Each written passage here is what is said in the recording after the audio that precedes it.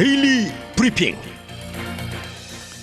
네, 매주 월요일 데일리 브리핑에서는 저희 워싱턴 한면택 특파원 모십니다. 안녕하십니까? 네, 안녕하십니까. 워싱턴입니다. 네, 자, 이제 중간선거가 벌써 끝난 지가 일주일이 되어 가고 있는데 이렇게까지 지지부진하고 지금 결과를 확정이 지금 안 되고 있어서 모든 사람들이 이제 궁금해한 그런 상황입니다. 어떻게 보십니까? 상원은 이미 지난 주말에 이제 민주당이 수성을 하는 것으로 지금 확정이 되지 않았습니까? 네, 그렇습니다.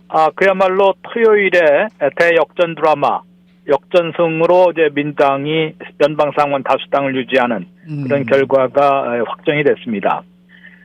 네바다의 유권자들이 이번에 표한 한 100만 표를 조금 넘는 것 같은데요. 네. 이 100만 표의 향방, 그것도 한 6,500표 차이에 0.1% 차이도 안 납니다.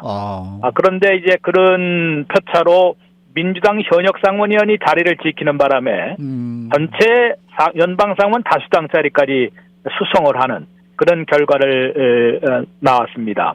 그만큼 이미 지난 주말에 토요일에 앞서서 그런 조짐이 있었는데요. 네. 왜냐하면은 이제 네바다의 라스베가스를 포함하는 클락 카운티, 또 르노를 포함하는 카운티 이 두 군데의 인구가 가장 많고요. 가장 많죠.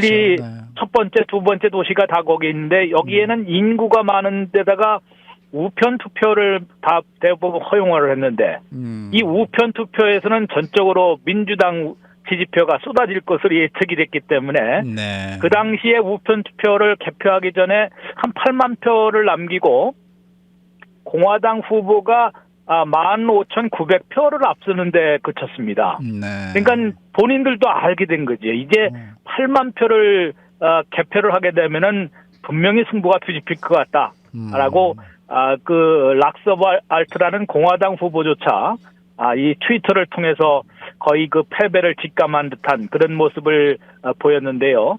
그러한 악몽이 현실화가 됐습니다. 그래서 처음에 15,900표로 뒤지던 민주당의 캐서린 코르테스 마스토 상원의원, 현역 여성 상원의원인데요. 상원의원이 1,000표 차이로 따라붙더니만 끝내 토요일에는 이것을 승부를 뒤집어서 6,500표 차이로 역전승을 거두는 그런 기염을 토하는 모습을 보였습니다. 네.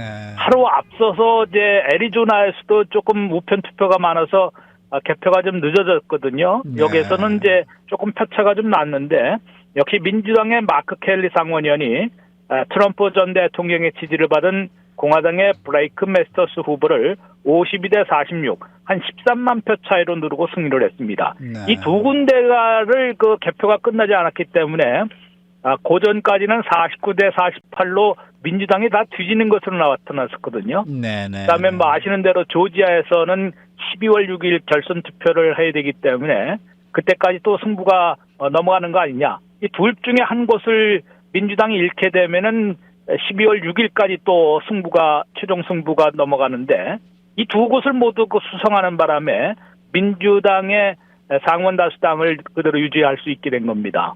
왜냐하면 이제 12월 6일 조지아 결선 투표에서 민주당의 라파엘 워낙 상원의원이 이기면은 51대 49가 됩니다. 네. 지금 50대 50 아니겠습니까? 그렇죠. 오히려 민주당이 한 석을 늘리는 펜실베니아에서 한 석을 지금 빼앗았기 때문에 한 석을 늘리는 그야말로 이제 대역전 드라마를 펼치게 되는 것이고요. 만약에 조지아에서도 민주당이 상원 의석을 잃게 된다래도 50대 50의 카말라 해리스 부통령의 캐스팅 보트로 그대로 연방 상원 다수당은 민주당이 계속 지키게 됐기 때문에 민주당의 상원 다수당 수성은 확정된 것입니다. 때문에 이제 12월 6일에 조지아 결선 투표에서 또 어떻게 될 것이냐고 이제 관심사가 되고 있습니다만은 지금 조지아주 주지사는 공화당 후보가 재선이 됐거든요. 네네. 그런데 공화당 후보를 미는 게 아닌 그런 발언을 하고 있습니다. 왜냐하면은 캠프 주지사 이 재선 당선자는 그야말로 도널드 트럼프 전 대통령으로부터 선거 결과를 뒤집으라는 그런 압박을 많이 받지 않았습니까? 네. 그러다가 이제 이번에도 완전히 반 트럼프 쪽으로 그 분류가 되고 있기 때문에 허셀 워커 후보는 트럼프 대통령이 직접 미인 그런 후보이기 때문에 그쪽에 오히려 당선이 되면 안 된다는 투로 지금 얘기를 하고 있어서 민주당의 원옥 상원의원이 또 여기서도 승리하지 않을까 이런 거 관측이 나오고 있고요. 그렇게 될 경우는 정말로 중간 선거에서는 집권 여당 특히 그 현직 대통령의 정당을 중간 심판하는 그런 그 선거가 돼 왔는데 이번에는 완전히 달리 공화당의 레드 웨이브를 민주당이 완전히 잠재우는 그런 중간 선거 결과가 될 것으로 예상이 되고 있습니다. 네.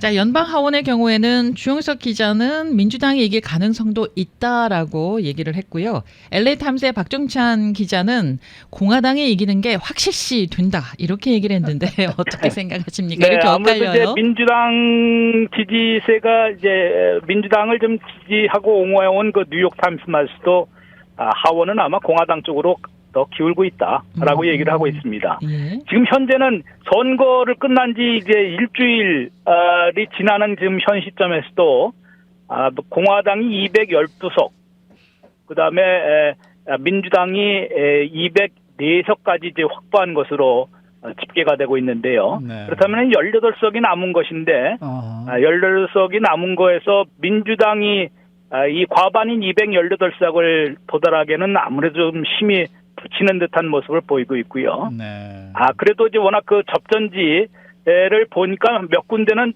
정말로 거의 동률 접전을 벌이고 있는 것이 꽤 있습니다. 맞아요. 그런데 이것을 다 이기더라도 민주당의 하원까지 또 완전 뒤집기를 성공하기에는 좀 아무래도 좀 힘이 붙인데 그나마 이제 거의 반분하는 그런 그 하원은 이제 공화민주양당이 거의 반분하는 모습으로 끝나지 않을까라는 관측이 많고, 뉴욕 타임스가 자체 이제 현재 그 개표 결과를 놓고 분석을 해보니까 공화당이 221석을 차지해서 하원 다수당 218석에 가까스로 넘기는 그런 면도날 차이의 그 다수당이 될 가능성이 더 높다라고 이제 관측은 하고 있습니다.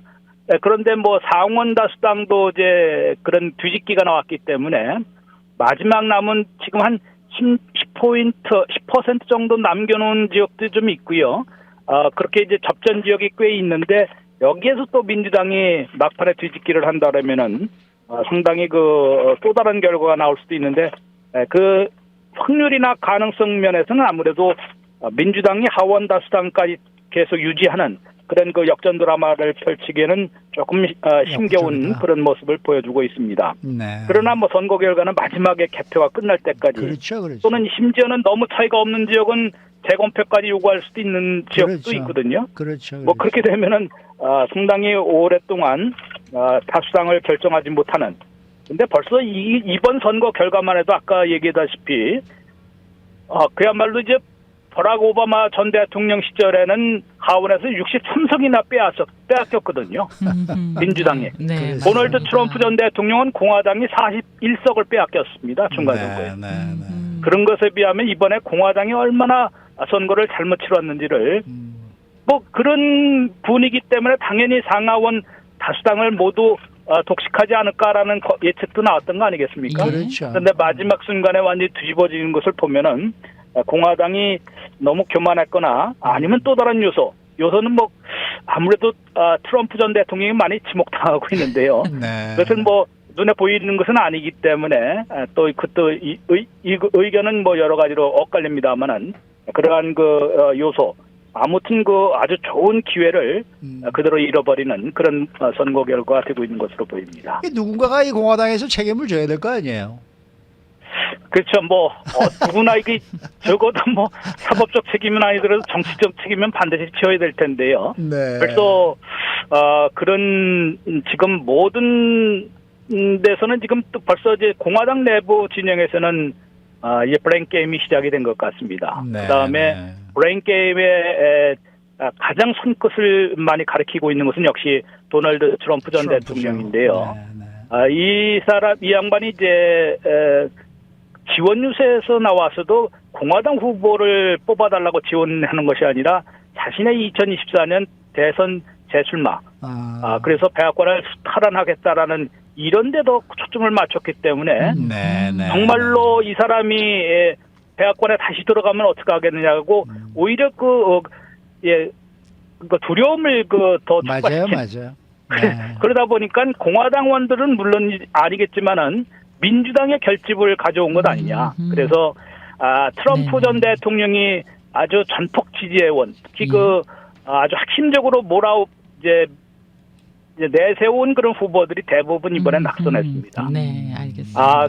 이른바 대선 결과를 불복한 그런 후보들이 한 150명 가까이는 당선됐지만은 그것은 네네. 공화당 정통에서도 이제 제 지지를 공동 지지를 해왔던 사람이기 때문에요. 네. 네. 이번에 그러다 보니까 트럼프 전 대통령이 가장 핵심 패자가 될 것으로 지적이 되고 있습니다. 내일 어떤 발표를 할지 정말 궁금하네요.